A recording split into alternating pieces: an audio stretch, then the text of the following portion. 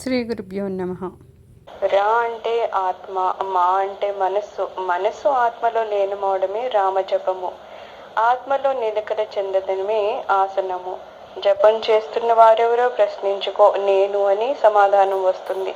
తిరిగి నేనెవరిని అని ప్రశ్నించుకో, అప్పుడు అహం పోయి ఆత్మయే తానుగా అనుభవానికి వస్తుంది. అదే జపసిద్ధి అంటున్నారు. రా అంటే ఆత్మట, మా అంటే మనస్సు. మనసు ఆత్మలో లీనమవ్వాలి కదా. రామజపం అంటే కేవలం ఏదో నామమాత్రంగా రామ రామ అనుకోవడం కాదు. మన మనస్సుని తీసుకొని వెళ్ళి ఆత్మలో లీనం చేసుకోవాలి అంటున్నారు. దాన్ని జపము అంటున్నారు. ఆత్మలో నిలకడ చెందడమే ఆసనము. ఆసనం అంటే ఏదో దర్భలు పరుచుకొని కూర్చోవడం అవి కన్నా అసలు నిజంగా ఏమంటున్నారు, నిలకడగా మనము ఆత్మలో ఉండడమే ఆసనము అంటున్నారు. జపం చేస్తున్న వారెవరో ప్రశ్నించుకో. ఏదో జపము ఏదో మాటతో చెప్తున్నాము అలా కాకుండా అసలు ఎవరు చేస్తున్నారు కదా. మనము లోపలికి మనం ప్రశ్నించుకుంటూ వెళ్తాం కదా. వెళ్ళి అసలు ఎవరు ఈ జపాన్ని చేయాలనుకుంటున్నారు, ఎవరు చేస్తున్నారు అనే దాన్ని మనం ప్రశ్నించుకుంటూ ఉండాలంటున్నారు. నేను అని సమాధానం వస్తుంది. తిరిగి నేనెవరిని అని ప్రశ్నించుకోవాలి. ఇక్కడ జపం నేను చేస్తే నేను ఎవరు అనేది మళ్ళా మనల్ని ప్రశ్నించుకోమంటున్నారు. అప్పుడు అహం పోయి ఆత్మయే తానుగా అనుభవానికి వస్తుంది.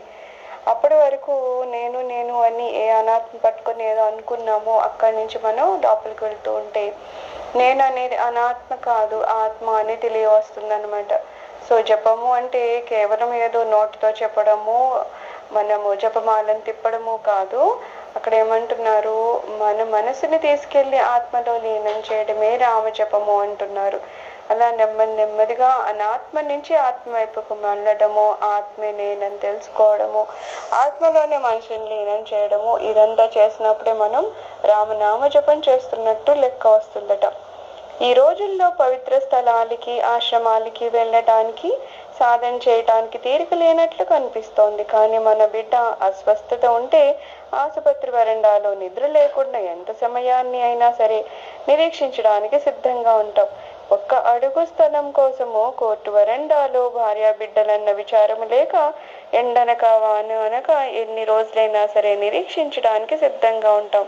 కేవలం 10 పైసలు విలువ చేసే సూదిని కొనటానికి కొన్ని గంటల దుకాణాల్లో నిరీక్షించడానికి సమయం ఉంది, కానీ దైవ ధ్యానం చేయడానికి సమయం లేదు. ఆహా, ఏం విచిత్రము అంటున్నారు. ఏది చెప్పినా సరే ముందు మనము సమయం లేదు అని దేన్ని అవాయిడ్ చేస్తామంటే పూజ చేయడానికి కానీ, ఒక ఆశ్రమానికి వెళ్ళడానికి కానీ, లేకపోతే గుళ్ళు గోపురాలు క్షేత్రానికి వెళ్ళడానికి ముందు చెప్పేది ఏంటంటే టైం లేదు అంటారు. ఆహా, టైం లేదా, పాపం వీళ్ళు ఎంత కష్టపడుతున్నారు అంటే ఇక్కడ చెప్పినట్టు వేస్ట్ ఆఫ్ టైం చాలా ఉంటుంది. ఊరికనే ఎవరితోన్నా మాట్లాడతారు, గంటలు మాట్లాడతారు. వాళ్ళే ఫోన్లో మనము పెట్టకపోతే అరగంట గంట మాట్లాడతారు. కానీ ఇది ఏమన్నా మంచి పుస్తకం పంపించని చదువుతారా అంటే అస్సలు టైం లేదు అంటారు.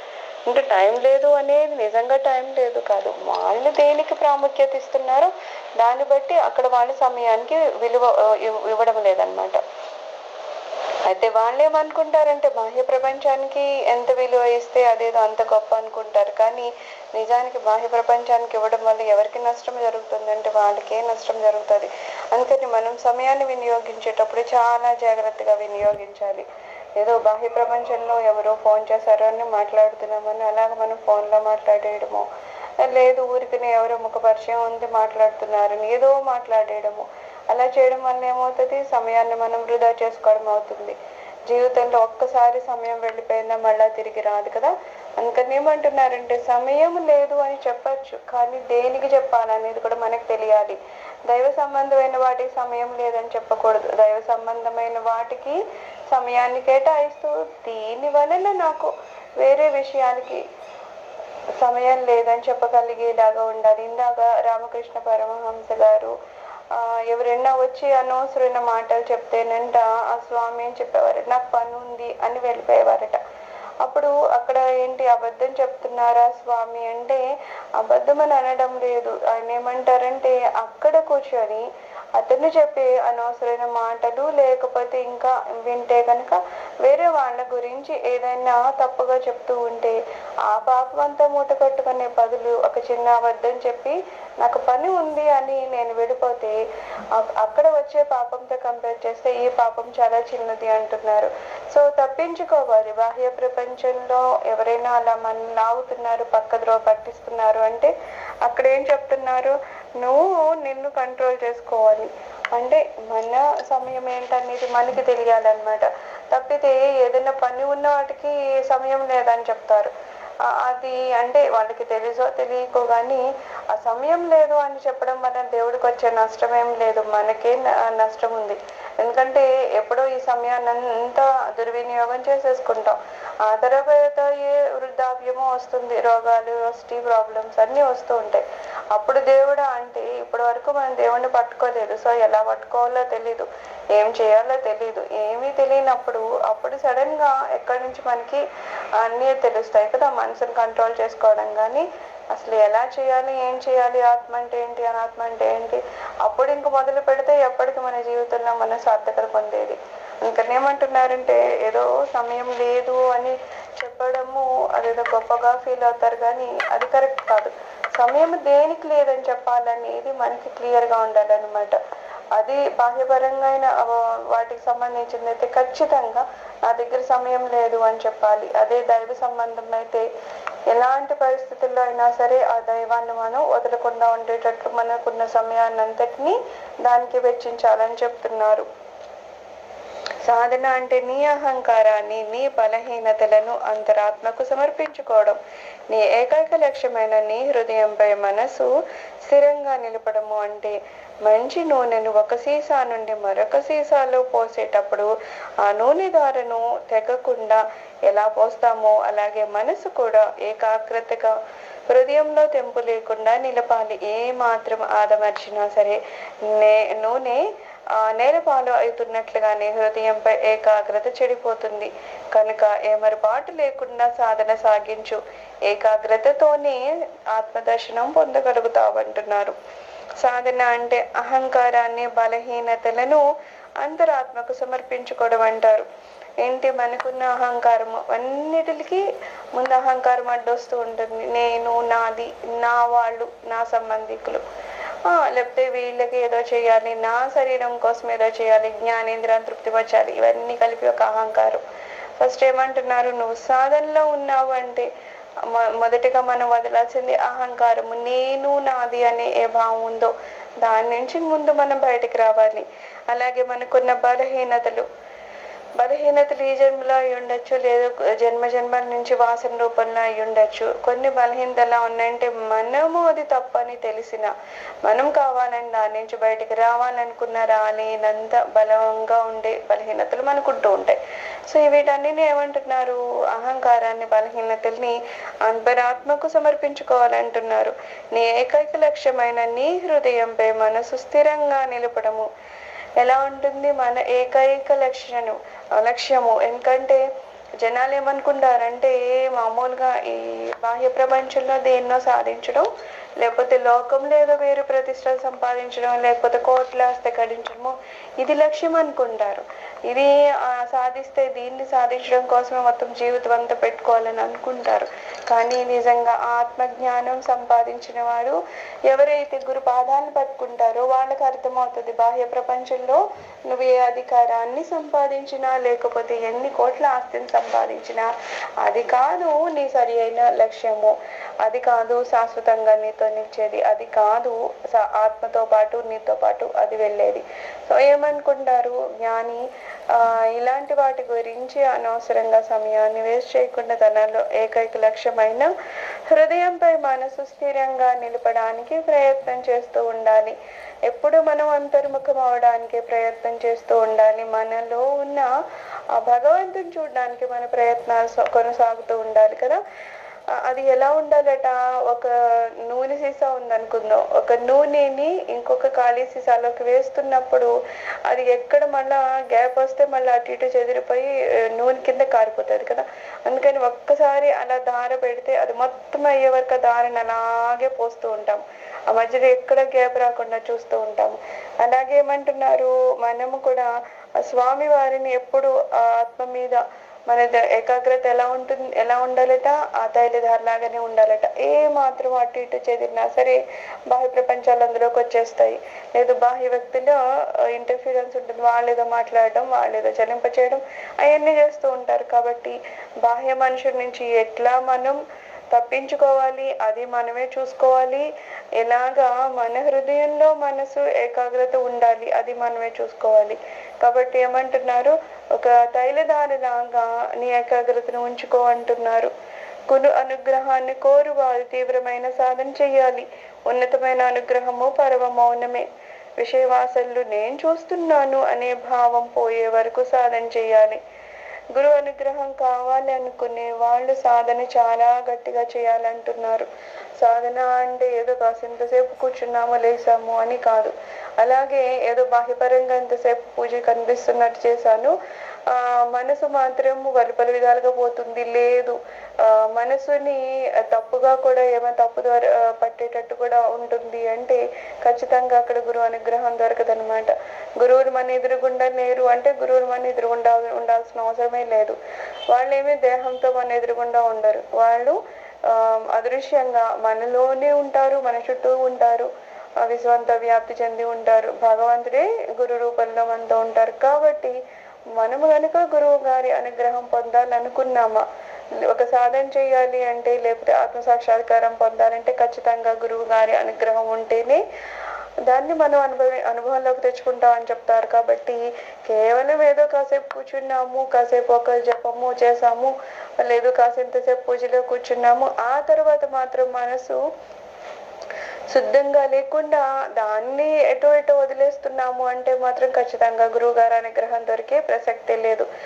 అందుకని ఏమంటున్నారు, ఎవరైతే గురువు అనుగ్రహాన్ని కోరుకుంటారో వాళ్ళు చాలా తీవ్రమైన సాధన చేయాలి. సాధన అనేది కేవలం బాహ్యపరంగానే కాకుండా అంతర్ముఖంగా మనశుద్ధి అనేది చాలా అవసరం అవుతుందన్నమాట. ఉన్నతమైన అనుగ్రహము పరమ మౌనమే. నీకు నిజంగా చాలా అనుగ్రహం కావాలంటే అన్నిటికన్నా మంచి సాధన ఏంటంటే మౌనాన్ని వహించడం, ఎప్పుడు మౌనంగా ఉండడం. ఆ మౌనము అనేది కేవలము ఏదో నోరు మూసుకొని ఉండడమే కాదు, దాని వలన మన ఆలోచనని కూడా మౌనం చేయాలి. మన కళ్ళతో ఏం చూస్తున్నామో దాన్ని అతిగా చూడకుండా దాన్ని మనం కంట్రోల్ చేసుకోవాలి. చెవులతో వినడం కూడా దేన్ని వినాలి దాన్ని వరకే ఉంచి మిగిలిన దగ్గర కూడా మన చెవుల్ని కూడా మౌనం వహించి చేయాలి. సో ఏ రకంగా చూసినా సరే మౌనం అనేది మహా గొప్ప సాధన అనమాట. సో ఎప్పుడు మనం కనుక వీటినన్నింటిని మనం కంట్రోల్లో పెట్టుకుని ఉన్నామా ఖచ్చితంగా మనసు మన కంట్రోల్కి వస్తుంది. ఎప్పుడైతే మనసు నియంత్రణలోకి వచ్చిందో ఖచ్చితంగా మనం అంతర్ముఖమయ్యి ఆత్మను చేరుకోగలిగే స్థితికి వెళ్తూ ఉంటాము. విషయ వాసనలు నేను చూస్తున్నాననే భావం పోయే వరకు సాధన చేయాలి. విషయ వాసనలు అనేవి ఇంకా ప్రతి క్షణము మనల్ని ప్రభావితం చేస్తూ ఉంటాయి. ఎందుకంటే ఈ వాసనలు ఈ జన్మలో కాకుండా ఎన్నో జన్మల నుంచి మన మనసుకి పట్టి ఉన్నాయి అన్నమాట. సో అలాంటివి ఏదో ఒక్క రోజులో పోతాయి అంటే పోవు. ఏదో ఒక దుస్తులు ఉన్నాయి, అప్పటికప్పుడు ఏదో మట్టి తగిలింది అంటే ఎలా గబగబా చేయొచ్చు, కానీ ఎన్నో సంవత్సరాల నుంచి దాన్ని పట్టేసి ఉంది, ఆ తర్వాత శుభ్రం చేయడం అంటే అతి కష్టం అనమాట.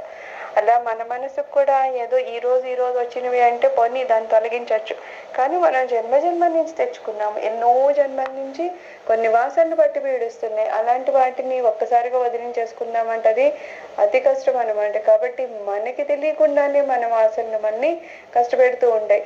మనకి తెలుసు ఏదో ఇలాగా కామ్యాలు చేయకూడదు, ఇది కావాలని అనుకోకూడదు అనుకుంటాం, మళ్ళీ అంతలోనే ఏదో కావాలని మన మనసు అడుగుతూ ఉంటుంది.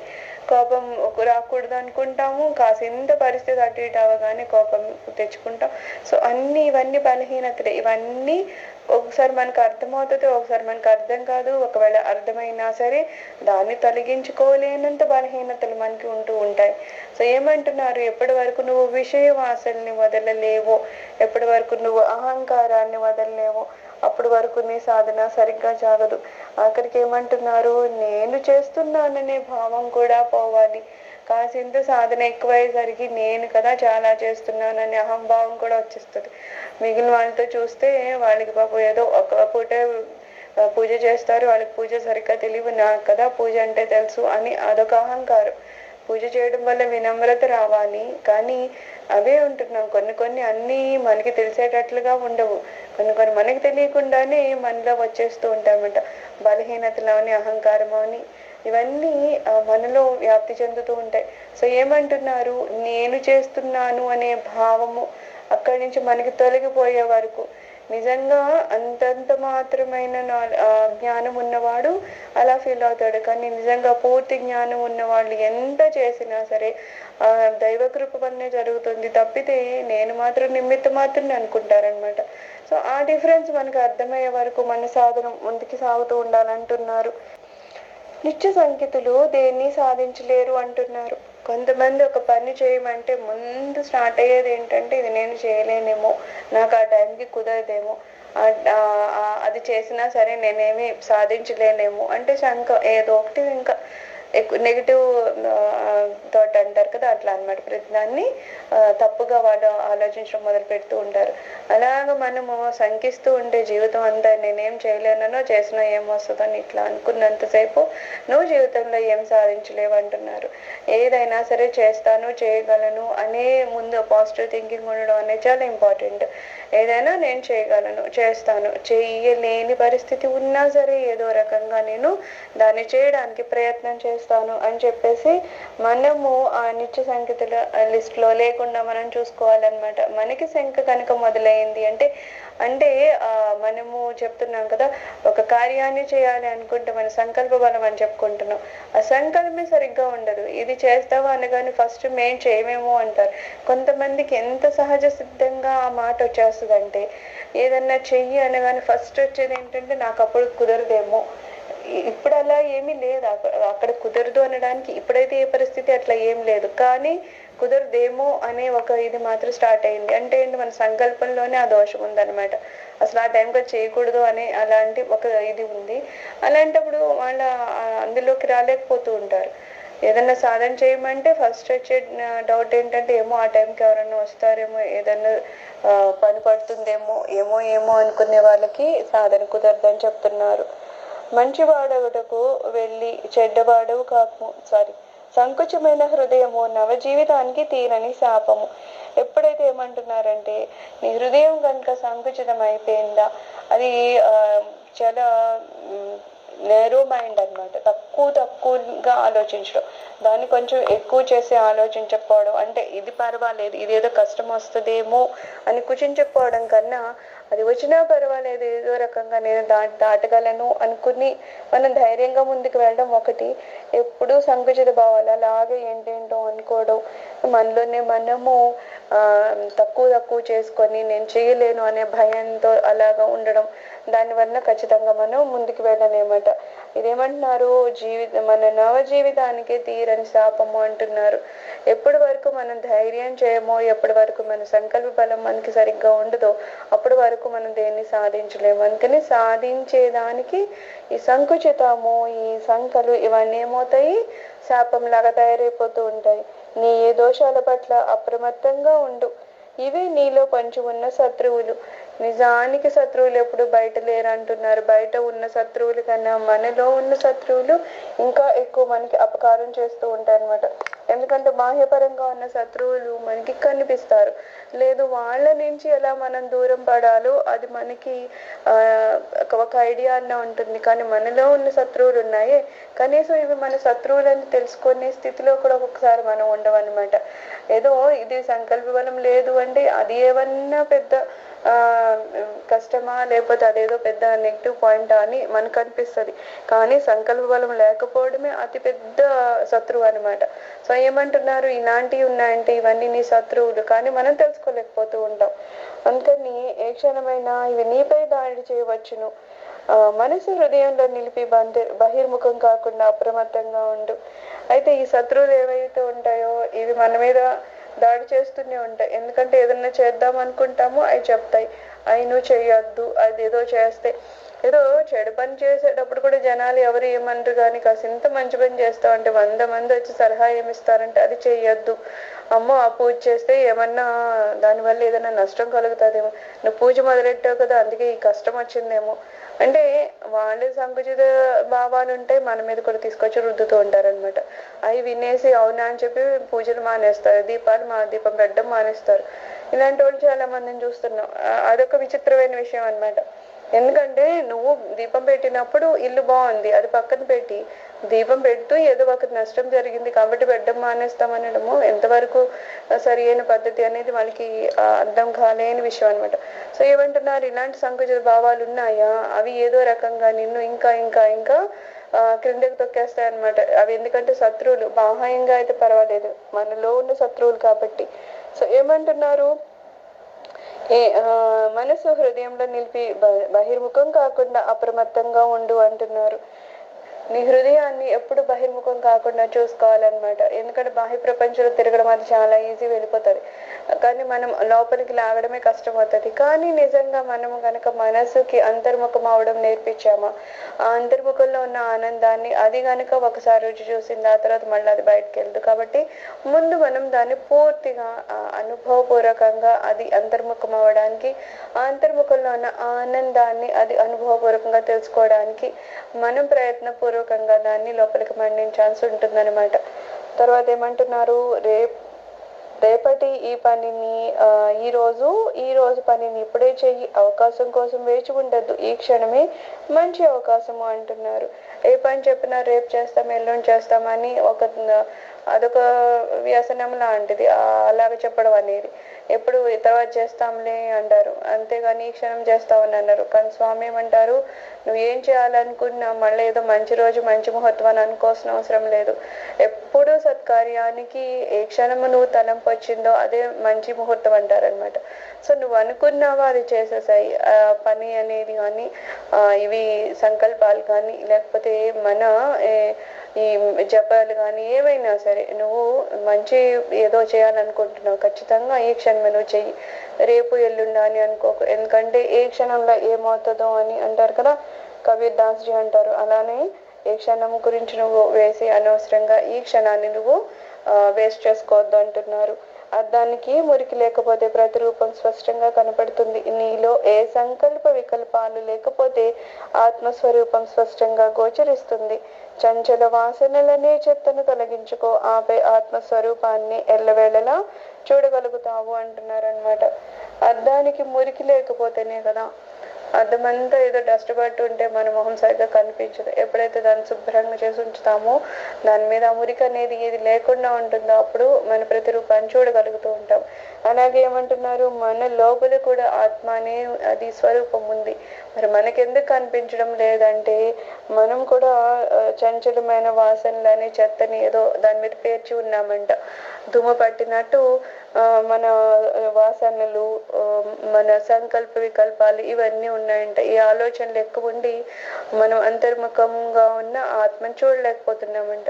ఎప్పుడైతే దుమ్మును తొలిపినట్టు ఈ వాసనలు అన్నింటిని మన నుంచి దూరం చేసుకుంటామో, మనకి అస్తమాడి సంకల్ప వికల్పాలు వస్తూనే ఉంటాయి కదా. ప్రతి క్షణము ఇది చేసేస్తాను, ఇది చెయ్యొద్దు, ఇది చేస్తే అన్న ప్రాబ్లం ఏమో ఇంకే వస్తూ ఉంటాయి. కొత్తగా వేరే వేరే ఏమీ ఉండవు. ఈ పని చేయనా వద్దా, చేస్తే ఏమైపోతుందో, చేయకపోతే ఏమైపోతుందో, ఏంటంటో అలా ఆలోచిస్తాం. మనకు వచ్చిన ప్రతి ఆలోచనని నిజంగా ఆచరణలోకి మనం తెచ్చుకోలేమంట. అన్ని ఆలోచనలు వస్తాయట, క్షణక్షణం మారిపోవడం. అది ఎందుకు అలా వస్తున్నాయంటే మనం దానికి అలాంటి అవకాశాన్ని ఇస్తున్నాము.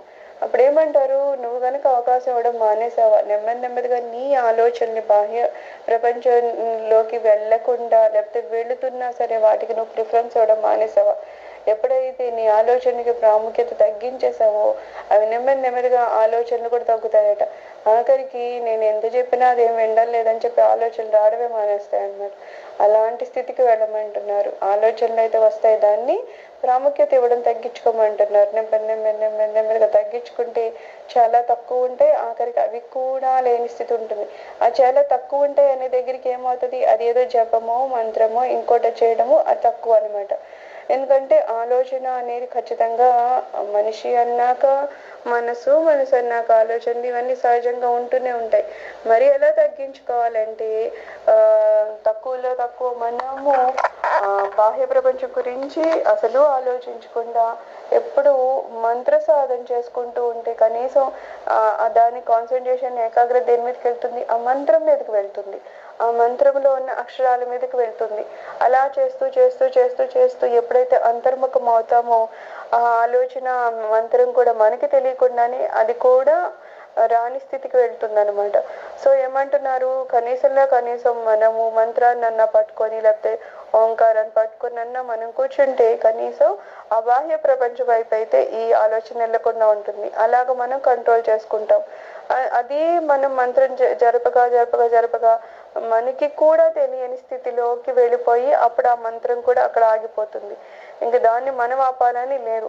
ఎప్పుడైతే ఆత్మస్థితికి వెళ్తామో అక్కడ శరీరం కానీ మనసు కానీ ఆలోచనలు కానీ మంత్రం కానీ ఏది మన కంట్రోల్లో ఉండదన్నమాట. కేవలం ఎరుక ఉంటుంది, ఏదో ఉంది తెలుస్తుంది తప్పితే ఏది జరగదు. సో ఏదో అతి కష్టంగా అసలు ఏ ఆలోచన రాకూడదు అని కష్టపడితే అదొక ఆలోచన అంటున్నారు. సో ఏ ఆలోచన రాకూడదు అనే ఆ ఆలోచన అవసరం లేదు. ఒక ఆలోచన అంటే మనకి ఎలాగో ఏదో ఒక మంత్రము ఉంటుంది, లేకపోతే ఓంకారం ఉంటుంది, ఏదో రామాను కృష్ణాను అవి జపించడం వల్ల ఏమవుతాయంటే బాహ్యపరమైన ఆలోచనలు రావన్నమాట. రాకపోయినప్పుడు ఏమవుతుంది, మన మనసు మన హృదయం మీద కేంద్రీకరించబడుతూ ఉంటుందన్నమాట. ఆత్మ సాక్షాత్కారాన్ని ప్రసాదించడము గురువుకే కాదు ఈశ్వరునికి కూడా సాధ్యం కాదు. అలా కోరడము నన్ను నాకు ఇవ్వమని అడిగినట్లు అవుతుంది. ఇంకను ఆత్మ సాక్షాత్కరింపలేదు అనే భ్రమ లేకపోతే దేహ బుద్ధిని వదిలించడమే గురు అనుగ్రహము అంటున్నారు. ఆత్మ సాక్షాత్కారము మనము రమణ మహర్షి గారి కానీ జీవిత చరిత్రలో చూస్తాం అనమాట. ఒక అబ్బాయి వెళ్ళి అడుగుతాడు, స్వామి నా వల్ల అయితే ఆత్మ సాక్షాత్కారం జరిగేది లేదు, ఎందుకంటే నేను బాహ్య ప్రపంచం చాలా బిజీగా ఉన్నాను, నేను ఇవన్నీ చేయలేను, మీకైతే అంత శక్తి ఉంది కదా, సో మీరే నాకు ఆత్మ సాక్షాత్కారాన్ని చేయించచ్చు కదా అని చెప్తారనమాట. అప్పుడు స్వామి ఏమంటారు, నేను కాదు కదా భగవంతుడు కూడా మీకు ఆత్మ సాక్షాత్కారాన్ని అనుగ్రహించను. అంటే అది అనుభవంలోకి తెచ్చుకోవాల్సింది మనమే, కానీ ఆ అనుభవంలోకి తెచ్చుకునేటట్టు అక్కడ ఆ గురువు అనుగ్రహం కలిసే ఉండాలి. కలవకుండా ఎవరికాళ్ళు ఏదో మాకు ఎవరి అనుగ్రహం లేకుండా నాకు నేను సాధించేస్తామంటే జరగదు. కానీ వాళ్ళ కృప అక్కడ ఉంటుంది, కానీ అనుభవం మాత్రం మనమే తెచ్చుకోవాలి. ఇంకో రకంగా ఎలా చెప్తారు, ఏదో నాకు ఏదో జ్వరం వచ్చింది, ఆ పక్కన ఎవరో నలుగురు టాబ్లెట్లు వేసుకుంటే నాకు జ్వరం తగ్గుతుందా? తగ్గదు కదా. లేకపోతే నాకు ఆకలి వేసింది, అందరూ తింటున్నారు, నాకు తిండి పెట్టట్లేదు, అందరూ తింటున్నాను, తగ్గుతుందా? తగ్గదు. అలాగా కొన్ని ఉన్నాయంటే నీగా నువ్వు అనుభవంలోకి తెచ్చుకుంటేనే అది నీ మీద ప్రభావం చూపిస్తుంది. తప్పితే నువ్వు ఆత్మ సాక్షాత్కారాన్ని పొందాలనుకుని ఏదో గురువులు శక్తివంతులు కదా అని చెప్పేసి వాళ్ళని అడిగితే అది జరిగేది కాదంటారు. రమణ మహర్షి గారు అప్పుడు అంటారు, లేదు అది నీగా నువ్వు అనుభవించాల్సింది, తప్పితే నేనేమి నీకు ఆత్మ సాక్షాత్కారాన్ని చెప్పి చూపించాను అని చెప్తారు. సో ఏమంటున్నారు, అలా కోరడము నన్ను నాకు ఇవ్వమని అడిగినట్లు అవుతూ ఉంటుంది. ఇంకను ఆత్మ సాక్షాత్కరింపలేదు అని వ్యక్తిత్వ భ్రమ అంటే దేహ బుద్ధిని వదిలించడమే గురువు అనుగ్రహము. నాకు ఆత్మ సాక్షాత్కారం కలగలేదు అని అదొక చింత. ఇందాక చెప్పినట్టు నాకు ధ్యానం కుదరట్లేదు, ఈ చింత ఏదన్నా ఉందో మనము కుదురుతుంది అనుకుని ధ్యానం చేసుకుంటూ వెళ్ళిపోవడమే. ఇంకా అది దానికి ఒక టైం ఉంటుంది, ఎప్పుడో అది ధ్యానం కుదరాల్సిన టైంలో కుదురుతుంది, ఆత్మ సాక్షాత్కారం కలగాల్సిన టైంలో కలుగుతుంది. తప్పితే ఇది ఇంకా జరగట్లేదు నేను చేయాలనుకుంటున్నాను అంటే మనకి తెలియకుండానే ఇంకో ఆలోచన అక్కడ పెట్టాం. మనం ఏ ఆలోచన పెట్టినప్పుడు మాత్రమే మనం ఆత్మ స్థితికి వెళ్ళగలుగుతాం. కానీ ఇంకా జరగట్లేదు, ఇంకా నేను ఏదో అంతర్ముఖం అవడం లేదు, అక్కడ ఏదో జరిగిపోద్దంటే అదేదో నేను చూడడం లేదు అని అనుకుంటూ ఉంటే ఆనందాన్ని మనం ఎప్పటికీ పొందలేమన్నమాట. సో ఇక్కడ స్వామి ఏమంటున్నారు, ఇక్కడ నాకు ఆత్మ సాక్షాత్కారం పొందలేదు అనే మన ఆలోచన కానీ దేహ బుద్ధి ఇంకా శరీరము నేను అనే ఈ బుద్ధి ఈ రెండు కూడా స్వామివారు తీసేస్తారు. అంటే వాళ్ళ అనుగ్రహం ఉంటుంది. అనుగ్రహం లేకుండా మనం ఆత్మ సాక్షాత్కారాన్ని పొందము అని చెప్తున్నాం కదా. అలాగే రెండోదేంటి, దేహ బుద్ధి మనకి ఈ శరీరం నేనే అనే స్థితి నుంచి కూడా గురువు కృప వలన మనం అక్కడి నుంచి మనం అనాత్మ నుంచి ఆత్మ వరకు ప్రయాణం చేస్తామన్నమాట. ఇవన్నీ ఎలా జరుగుతాయి అంటున్నారు? గురువు గారి అనుగ్రహం వల్లనే జరుగుతాయి అంటున్నారు. పుణ్యానికి పోయి పాపం తెచ్చుకోకు, మంచివాడవడానికి వెళ్ళి చెడ్డవాడవు కాకు, ఆత్మ చింతన చేసుకోవడానికే వచ్చి లోక చింతన సాగించకు, రుణము తీర్చడానికై వచ్చి బంధం పెంచుకోకు, ధర్మము యొక్క వేర్లు అంతర్దృష్టి అందే ఉన్నాయి. ఎందుకు ఈ శరీరం మనకు వచ్చింది? ఎందుకు భగవంతుడు మనకి జన్మించారు అంటే ఆత్మచింతన చేయడానికి, ఆ ఆత్మని కనుగోవడానికి, ఆత్మలో మనం లీనమవడానికి, దాని నుంచి మనము జనన మరణ చక్రం నుంచి వెలువడి మోక్షాన్ని సాధించడానికి. కానీ ఈ విషయం మనం మర్చిపోయి లోక చింతనలో పడిపోతూ ఉంటాం. ఏదో మంచి వాళ్ళు అయిపోదాం అని చెప్పేసి లోకల్లో అందరితో మాట్లాడుతూ అందరికీ ఏదో చేసేద్దామా అనుకుంటాం. నిజంగా మనం అక్కడ ఆ సహాయం చేసినా చేయకపోయినా జరగాల్సింది జరుగుతూ ఉంటది. సరే ఏదో మంచి పని చేస్తే గురువు కృప కూడా దొరుకుతుందని చేసినా మరీ ఎక్కువ అందులోకి ఇన్వాల్వ్ అయిపోతే ఏమవుతుంది? అది బాధ్యత కన్నా బరువులాగా తయారైపోయి అసలు ఏం చేయాలో మనం దేనికి వచ్చామో ఆ పని మానేసి ఈ లోక చింతన ఎక్కువైపోతుంది అనమాట. అందుకని ఏమంటున్నాను, నువ్వు మరీ బాహ్య ప్రపంచంలో ఎక్కువ తిరగడం అది చేయకుండా ఉండు. నీకు ఎందుకు వచ్చావు? అసలు ఆత్మచింతన కోసం వచ్చావు తప్పితే లోక చింతన సాగించకు. లోకం ఏమైపోతుంది, లోకంలో ప్రజలు ఏమైపోతారు, ఇదంతా మన పని కాదు. కానీ మన ఎదురుగుండా ఏదన్నా ఒక అవసరమార్థం ఎవరైనా వచ్చారు, మనము అది అవసరం తీర్చగలమా అంటే శారీరకంగా మనం ఏ సహాయం చేయాలి, కానీ మనసుని మాత్రం ఎప్పుడు ఆత్మ దగ్గరే ఉంచాలి. ఎందుకంటే ఆత్మ జ్ఞానము, ఆత్మ విచారణ, ఆత్మ సాక్షాత్కారం మాత్రమే మన లక్ష్యం తప్పితే ఈ లోకంలో ఎవరు మనల్ని ఏమనుకుంటారు, లోకంలో ఎంత గొప్ప పేరు ప్రతిష్టలు రావాలి, లేకపోతే లోకంలో ఇంకేం ఉద్ధరించాలి, ఇది కాదు మన లక్ష్యము. సో ఏమంటున్నారు? రుణము తీర్చడానికే వచ్చి బంధాన్ని పెంచుకోకు, ధర్మం యొక్క వేర్లు అంతర్దృష్టి అందే ఉంటాయి అంటున్నారు. ఇక్కడ ఎందుకు వస్తామంటే ఏదో కొన్ని జన్మల నుంచి రుణం పడి ఉంటాం. అది ఎప్పుడు ఒకటి అర్థం చేసుకోవాలి, తీసుకుంటేనే రుణపడతాం అనుకోవడం తప్పు. మనం ఇస్తే కూడా రుణపడిపోతాం. ఎందుకంటే నువ్వు ఒకరికి ఇచ్చావంటే వాళ్ళు తీర్చుకోవడానికి మళ్ళా ఏదో జన్మ ఎత్తరా. ఎందుకంటే మీ రుణం వాళ్ళకు ఉండిపోయింది కదా. సో ఈ క్లారిటీ ఉండాలి. కొంతమంది ఏంటంటే ఇస్తేనే ఏదో రుణం తీరిపోద్ది, కానీ తీసుకుంటే రుణం పడిపోతాం అనుకుంటారు. ఇస్తే కూడా రుణమే. అందుకని ఏంటంటే ఒకవేళ ఇచ్చిన కృష్ణాలు కూడా మనకు నిచ్చుకోవాలి తప్పితే అది ఏదో చేస్తున్నాం పుణ్యం కోసం అనుకుంటే ఎంతమందికి ఇచ్చామో మళ్ళీ వాళ్ళందరికీ మనం తిరిగి ఇవ్వడానికన్నా మళ్ళా జన్మలెత్తాల్సి వస్తుంది. సో ఎంత సూక్ష్మంగా ఉంటది ధర్మం అనేది, చాలా చాలా సూక్ష్మంగా ఉంటది. కనిపించడం ఒకలా ఉంది, మనం తెలుసుకునే కొద్దీ దాని సూక్ష్మత ఇంకా ఎక్కువైపోతూ ఉంటుంది. రెండోది ఏమంటున్నారు? ధర్మం అనేది ఎలా ఉంటుందంటే దాని వేర్లు అంతర్దృష్టి అంతే ఉంటుంది అంటున్నారు. మన లోపలే మనం ధర్మాన్ని ఎలాగా చేయగలము, ధర్మాన్ని సక్రమైన మార్గంలో ఎలా పెట్టుకోగలము, అవన్నీ ఎక్కువగా మనము లోపల అంతర్దృష్టిలో లోపల మనశుద్ధితో అట్లానే చేయగలం తప్పితే బాహ్య ప్రపంచంలో తిరిగి ఏదో సాధిద్దామా అంటే అక్కడ మాత్రం అలా ఏమీ జరగవన్నమాట.